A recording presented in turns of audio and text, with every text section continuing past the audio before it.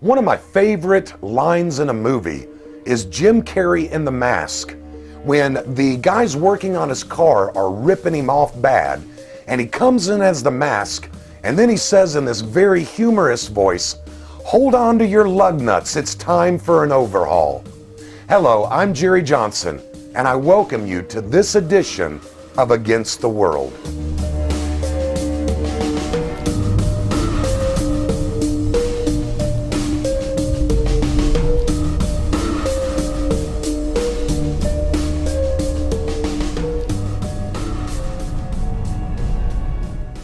What follows is a somewhat comical reworking of the famous poem, Footprints in the Sand. I wish that I could say that this reworking was my idea, but it wasn't. And as true and beautiful as the thoughts are which are conveyed in the original Footprints, this reworking may be even truer for our generation. Many folks today have a presumptive faith. The gospel has simply become a fire insurance policy and nothing else. They do not see the gospel transforming lives, let alone culture. And yet, Christ called us to kingdom work. This work is not in order to be saved, it's because we have been saved. Yet scores of folks who pray the sinner's prayer sit on the sidelines and never lift a finger to do the work that Christ has called us to do. But the Apostle Paul boldly proclaims, "For we are his workmanship, created in Christ Jesus unto good works, which God hath ordained before that we should walk in them." Perhaps this is the reason the church today is so impotent, because nobody is doing the work of the kingdom, or let me say, very few are. Therefore, we need to ask ourselves this question.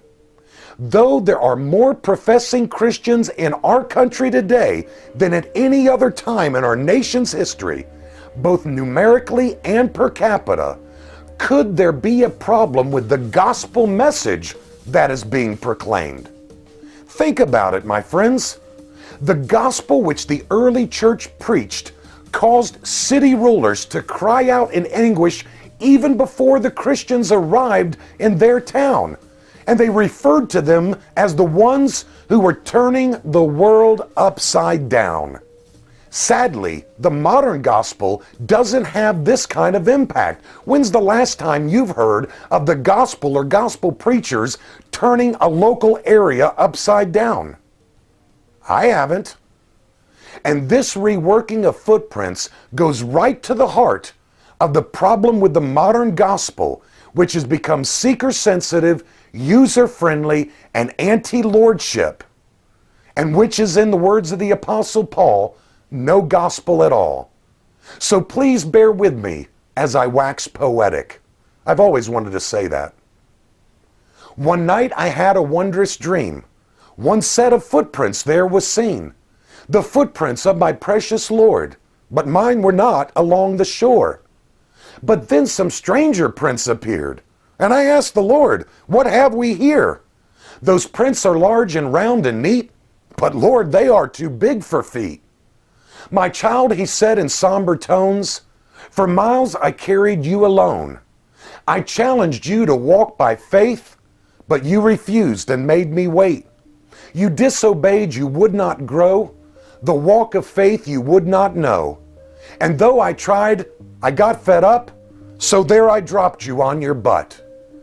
Because in life there comes a time when one must fight, when one must climb, when one must rise and take a stand, or leave their butt prints in the sand. Until next week, this is Jerry Johnson standing contra mundum against butt prints in the sand and the world.